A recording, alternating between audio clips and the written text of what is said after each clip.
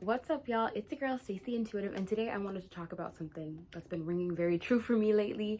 Welcome to my channel where we talk about lots of spiritual concepts and we really just try to broaden our perspective about this thing called life and, spirituality and concepts of the world and consciousness and the whole shebang. So, this is a message that I got from God and it's been very strong, and I'm like, I know people who need to hear this one, so here we go, guys.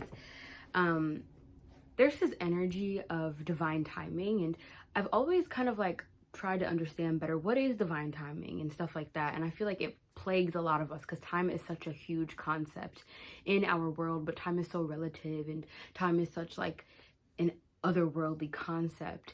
And essentially, let's just get to the nitty gritty of the message without trying to go deeply into what time is. Basically, sometimes the timing that we want something to happen is not the right time, and we get that, right?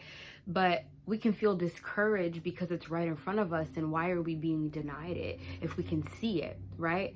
But we can't necessarily feel it, we can't necessarily tune into it, we can't necessarily get the palpable nature of it. And what's really important in those moments is understanding that God in those moments is trying to work with us, but also when we are so impatient and so, very hard-headed about the timing that we want things to happen, we kind of put ourselves at odds with God. And in the process, while God is trying to support us, God is also trying to maintain God's vision of timing and what is supposed to be, right?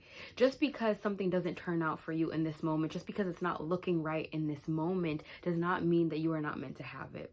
This is a really big message, y'all, because a lot of the time we're in the moment of the thing and we don't have the wherewithal to be able to step away from it and see the truth in that it's for us, but just not at this timing, right? And we need to recognize that that very contrast is the exact thing that puts us in a position to be able, when the timing is right, to look at it and say, okay, I see why that wasn't time, right? But while we're pushing up against and thinking, why would you put this in front of me if I can't have it? And we're seeing so much resistance and stuff.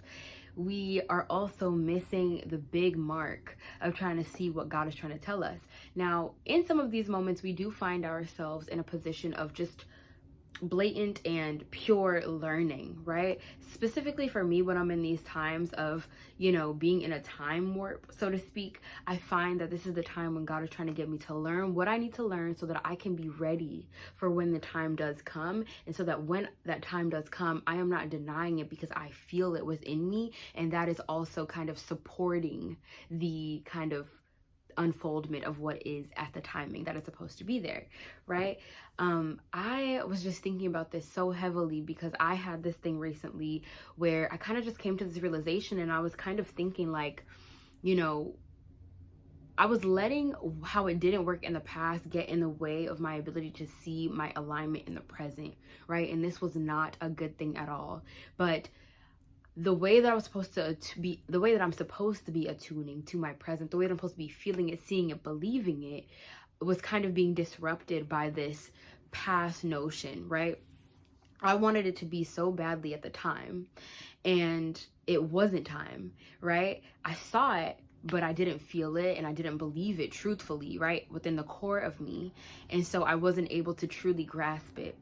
And so the fact that I didn't get it kind of played on me at this time when I'm like, well, I wanted it before and I thought I believed in it before and it didn't come. Whereas now it's like, no, you're supposed to believe in it now, and you're supposed to see and feel how it is present in your reality now, right?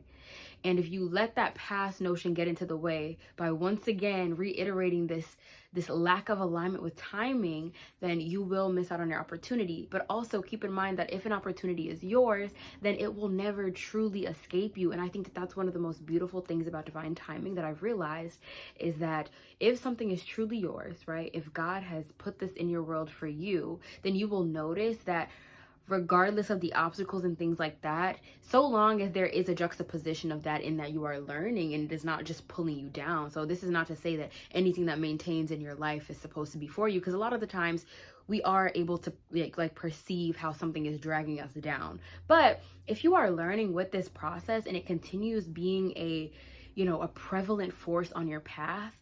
And once you get to that point of being able to be open to the divine timing opens up for you, path is cleared, and it's meant to be ushered in. If you notice that this thing is still in your life, then that is a big indication that you just were trying to force time, right?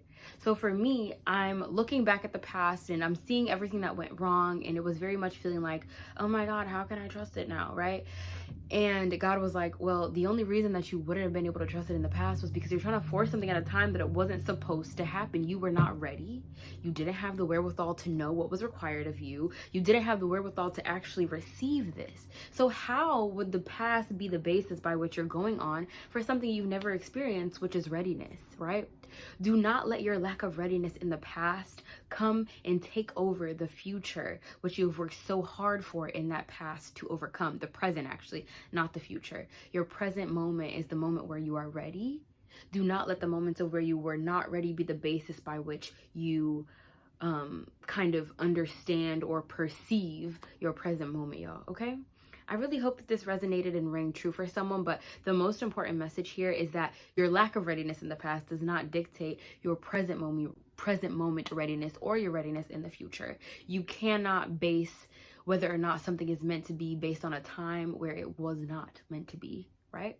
You have to go based on what is happening right now, what you feel, what you can see, what you can hear, what you can taste, all of the things, guys, because there are times where we can only see it.